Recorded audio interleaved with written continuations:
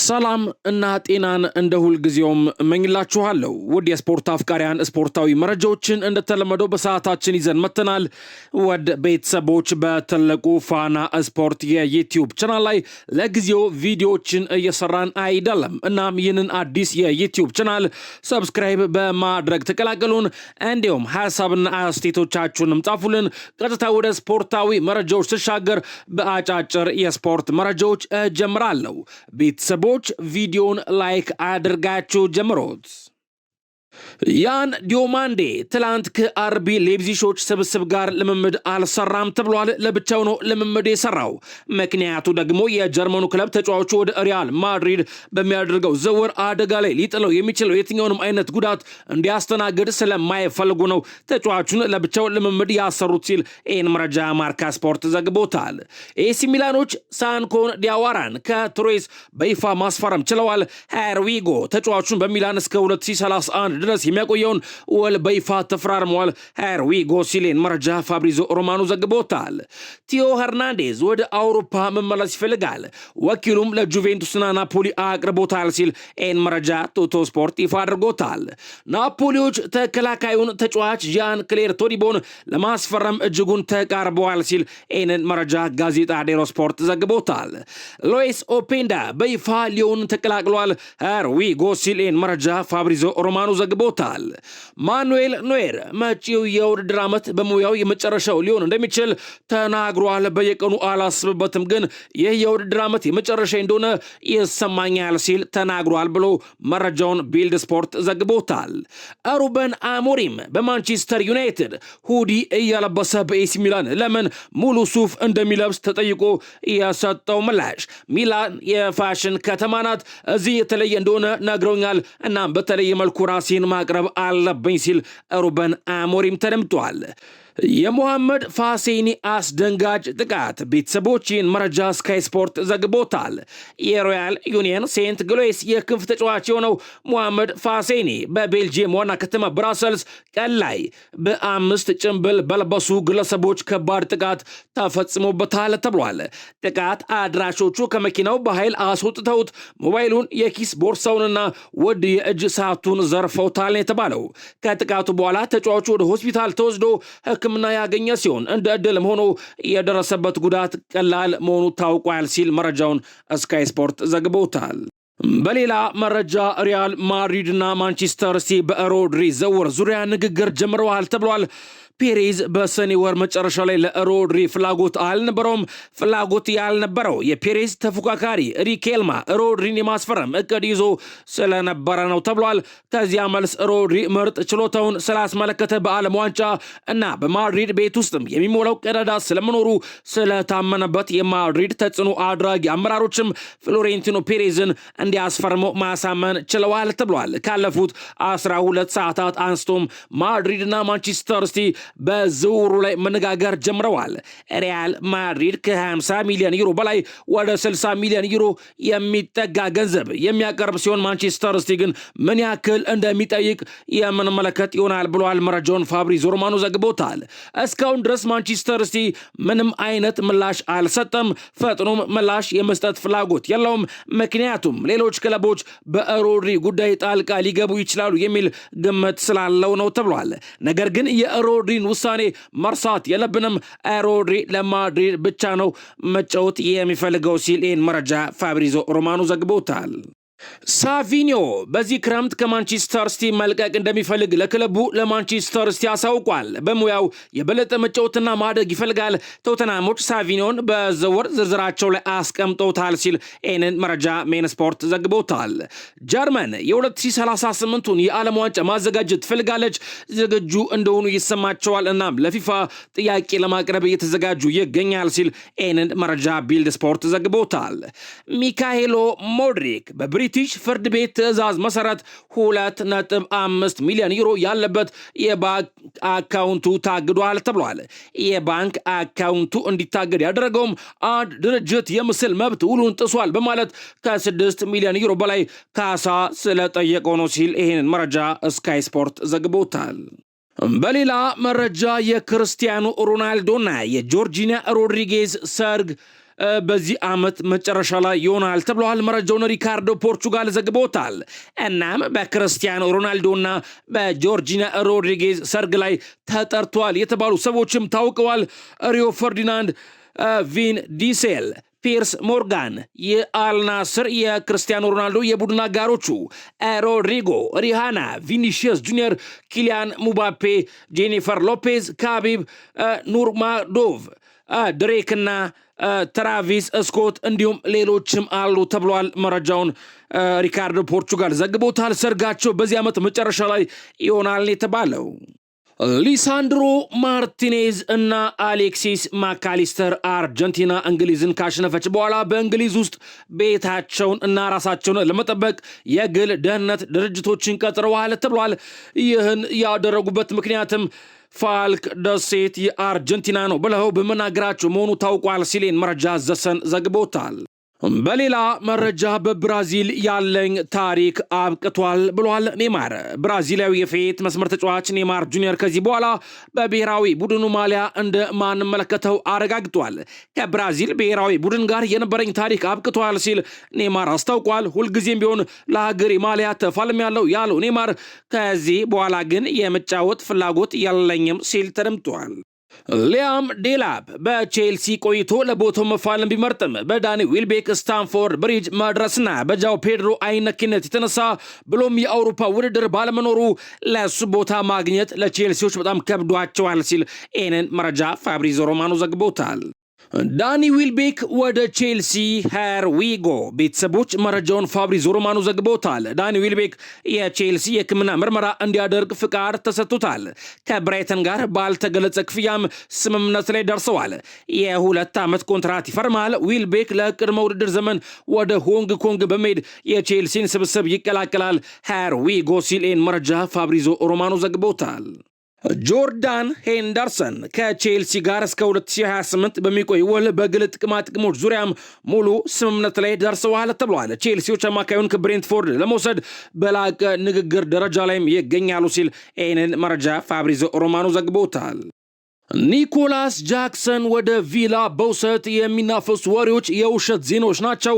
ጋርናቾ ቪላን በውሰት ስለተቀላቀለ ጃክሰን በውሰት ወደ አስቶን ቪላ መቀላቀል አይችልም ሲል ይህንን መረጃ ደግሞ ፍሎሪያን ፕሌተንበርግ ከስካይ ስፖርት ይፋ አድርጎታል።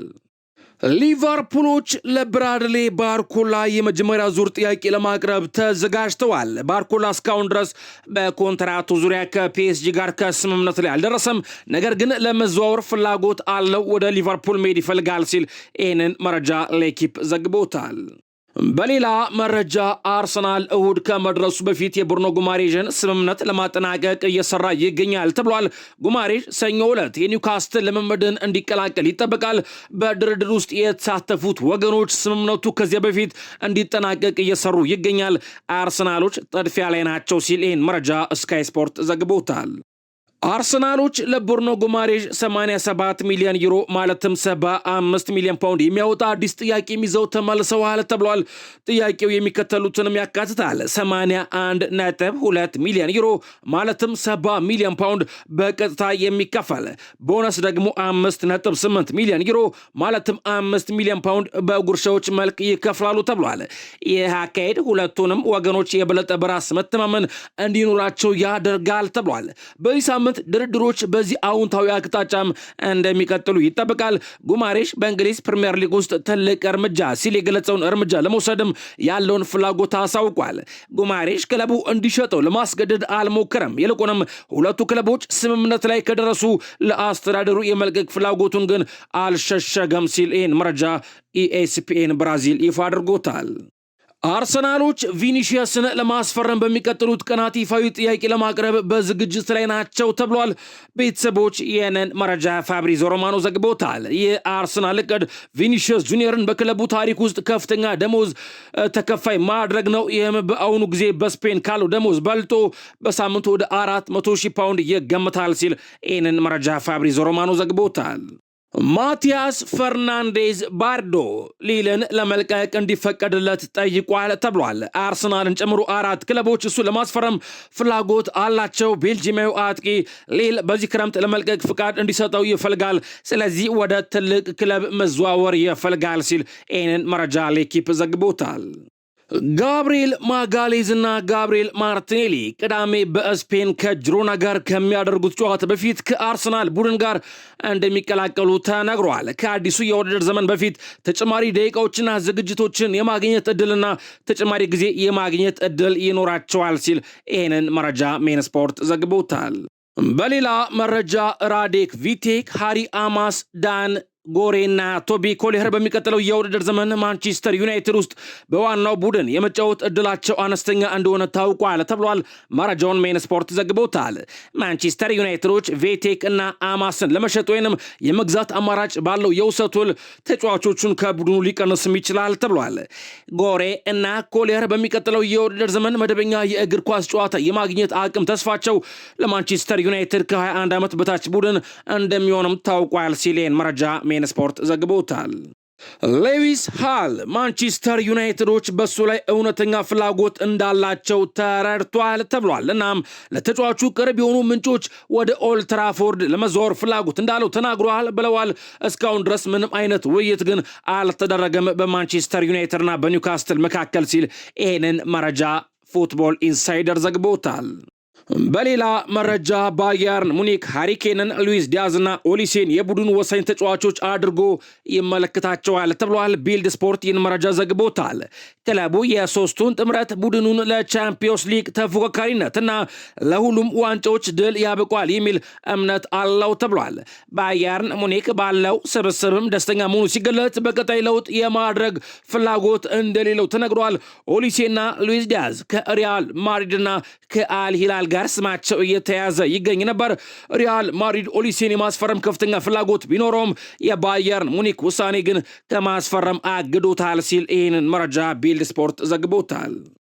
ባየርን ሙኒኮች ከእንግሊዛዊ አጥቂ ሃሪኬን ጋር ከኦገስት ማለትም ነሐሴ ወር ጀምሮ አዲስ ውል ለማራዘም ንግግር ለመጀመር ተዘጋጅተዋል ተብሏል። ክለቡ ለአጥቂው አዳዲስና የተሻሻሉ የውል ሁኔታዎችንም የሚያቀርብለት ይሆናል። ውሉን የመቀበልና የመጨረሻ ውሳኔን መወሰን ሙሉ በሙሉ የተጫዋቹና ቤተሰቡ ይሆናል ሲል ይህንን መረጃ ቢልድ ስፖርት ዘግቦታል። በሌላ መረጃ የዓለም ዋንጫ ድርሻ ሊሸጥ መሆኑ ታውቋል ተብሏል። ይህንን መረጃ ማርካ ስፖርት ዘግቦታል። የፊፋው ፕሬዚዳንት ጂያኒ ኢንፋንቲኖ የዓለም ዋንጫን የተወሰነ ድርሻ ለግል ኢንቨስተሮች ለመሸጥ ማቀዳቸውን ይህን መረጃ ማርካ ስፖርት ዘግቦታል።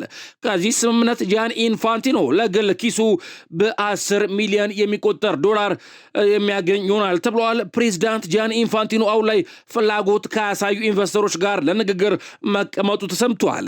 ከጂያኒ ኢንፋንቲኖ ጋር ለንግግር የተቀመጡት ኢንቨስተሮችም ለአሜሪካው ፕሬዝዳንት ዶናልድ ትራምፕ አስተዳደር ቅርበት አላቸው ተብሏል። በእቅዱ መሰረት ጂያኒ ኢንፋንቲኖ ውድድሩን የሚያዘጋጀው አዲስ ተቋም ኮሚሽነር ሊሆኑ እንደሚችሉም ታውቋል ሲል መረጃውን ማርካ ስፖርት ዘግቦታል።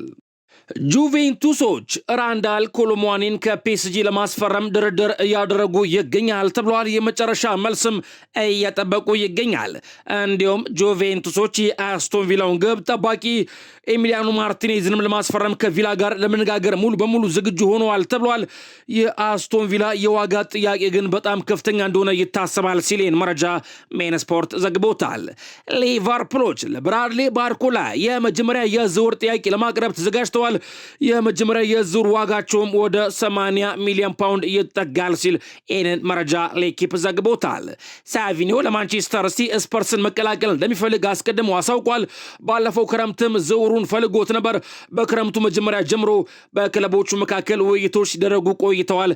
ማንቸስተር ሲቲዎች ተተኪውን እያፈላለጉ ይገኛል ሲል ይህንን መረጃ ስካይ ስፖርት ዘግቦታል። ሪያል ማድሪድ ሪከርድ የሰበረ ገቢ አገኘ። ቤተሰቦች ይህን መረጃ ማርካ ስፖርት ዘግቦታል። የላሊጋው ክለብ ሪያል ማድሪድ በዚህ የውድድር ዘመን 1.2 ቢሊዮን ዩሮ ገቢ ማግኘቱ ተገልጿል። ሪያል ማድሪድ በርካታ ገቢ ያገኘ የስፖርት ተቋም በመሆንም ሪከርድ መስበሩ ተነግሯል። ሎስ ብላንኮቹ ለተከታታይ 26 ዓመታት የተስተካከለ የፋይናንስ መዝገብ እንዲኖርም አስችለዋል ተብሏል። በዓመቱ ውስጥም የስታዲየሙ ገቢ በ11 በመቶ የማርኬቲንግ ገቢው ደግሞ በ6 በመቶ እድገት አሳይቷል ሲል መረጃውን ማርካ ስፖርት ዘግቦታል። በትልቁ ፋና ስፖርት የዩቲዩብ ቻናል ላይ ለጊዜው ቪዲዮዎችን እየሰራን አይደለም። ቤተሰቦች ይህንን አዲስ የዩቲዩብ ቻናል ሰብስክራይብ በማድረግ ተቀላቀሉን። ሀሳብና አስተያየቶቻችሁንም ጻፉልን። የት ሆናችሁ እያዳመጣችሁን ነው? የምትደግፉት ክለብስ ማን ነው? እንዲሁም ስማችሁን ብጽፉልኝ ቀጣይ በሚኖረን የስፖርት ዝግጅት ፕሮግራም ላይ የጻፋችሁልኝን አስተያየት መልሼ ወደ እናንተ ያደረስኩኝ ስማችሁን እየጠራው እማመሰግናችሁ ይሆናል። ቪዲዮን ላይክ አድርጉት። በሌሎች የስፖርት መረጃዎች ነገ ተመልሰን እንገናኛለን። ተመልሰን እስከምንገናኝ ሰላምና ጤናን እንደ ሁልጊዜውም እመኝላችኋለሁ።